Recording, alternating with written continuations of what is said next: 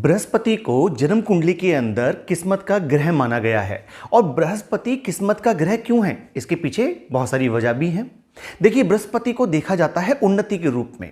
जब भी कोई व्यक्ति कुछ भी कार्य करता है उसमें पैसा कमाता है और उस पैसे से फिर पैसा कमाता है और उस पैसे से फिर पैसा कमाता है, तो ये होती है उन्नति। तो उन्नति का कारक माना गया है बृहस्पति को, क्योंकि बृहस्पति ग्रह का विस्तार बहुत बड़ा है। कहा जाता है कि 1300 गुना बड़ा है पृथ्वी से बृहस्पति ग्रह, यानी कि 1300 पृथ्वियां समा सकती हैं गुरु बृहस्पति में। इतना बड़ा विस्तार है बृहस्पति का।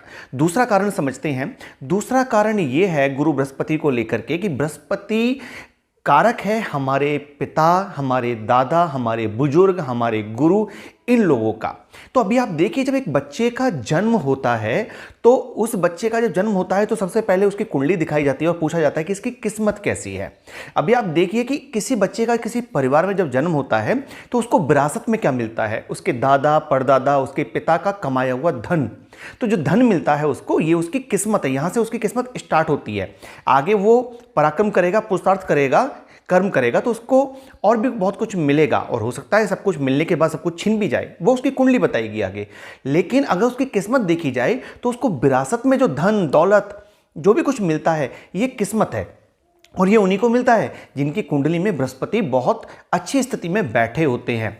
जिनकी जन्म कुंडली में बृहस्पति शुभ नहीं होते, उनको मिलके भी सब कुछ छिन जाता है। बहुत से लोग कहते हुए नजर आते हैं, हमारे पास तो बहुत कुछ था, हमारे पिता ने, हमारे दादा ने सब कुछ बर्बाद कर दिया और आज हम किराए के मकान में भटक रहे हैं। ये सब कुछ कहने वाले लोग वही हैं जिनकी कुंडली में बृहस्पति खराब स्थिति में है।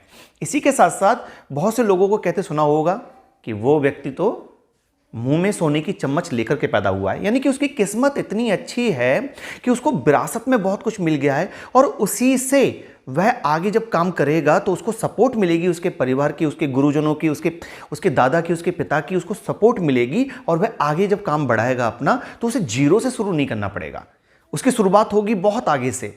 और जिनकी किस्मत अच्छी नहीं है उन्हें शुरुआत करनी होगी जीरो से, और जीरो से शुरुआत करके वह आगे बढ़ेंगे। यही है गुरु बृहस्पति। तो बृहस्पति की खराबी को दूर करना सबसे पहले जरूरी है। यदि आपकी उन्नति रुक गई है, यानी कि आपकी उन्नति हो नहीं रही, आप जो भी कमा रहे हो सब बर्बाद हो रहा है, खराब हो रहा है, कहीं ना कहीं निकल जा रहा है इधर उधर, तो उन्नति रुक चुकी है। या फिर आप बिजनेस कर रहे हो, कोई कारोबार कर रहे हो, कोई नौकरी कर रहे हो, पद उन्नति नहीं हो रही, आपकी व्यापार आगे नहीं बढ़ रहा है, आपका आप समझ नहीं पा रहे हो क्या रहा है, तो बृहस्पति कहीं ना कहीं आपका खराब हो चुका है। अभी किसी ने खराब कर दिया है, राहु शनि इत्यादि ग्रहों ने, या फिर बृहस्पति ऑलरेडी कुंडली के अंदर कमजोर या वीक है, तो ये पता कुंडली देख करके लगेगा।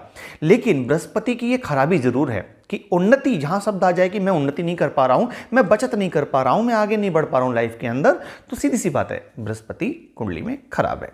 अब बृहस्पति को सही कैसे करना है, बहुत सारे उपाय पहले भी दे चुका हूं, ये सभी पर अप्लाई होगा ये उपाय। कोई भी व्यक्ति इस उपाय को कर सकता है, चाहे बृहस्पति कुंडली में कैसे भी हो, अच्छे हो तब भी, बुरे हो तब भी कर सकते हैं, कोई साइड इफेक्ट नहीं। करना क्या है, करना सिर्फ इतना है, किसी एक ब्राह्मण, जी हाँ, किसी एक ब्राह्मण को प्रत्येक गुरुवार के दिन कुछ भी पीले रंग का मिठाई देना शुरू कर दो। और अगर ब्राह्मण को अपने सामने खिला भी सकते हो तो खिलाइए।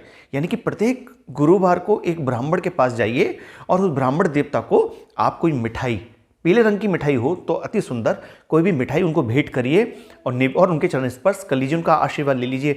ये करते जाइएगा।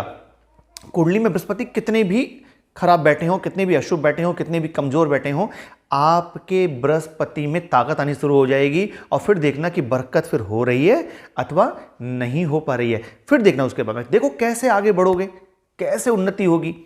उन्नति अगर रुक गई है तो इस उपाय को जरूर आजमाइएगा। ये उपाय आपका भाग्य अवश्य खोल देगा। तो मित्रों, कैसी लगी ये जानकारी, कमेंट में जाके ओम नमः शिवाय अवश्य लिखिएगा और बताइएगा कि आपकी कुंडली में बृहस्पति किस घर में बैठे हैं। मिलते हैं नई वीडियो में नई जानकारी के साथ, तब तक के लिए ओम नमः शिवाय, हर हर महादेव।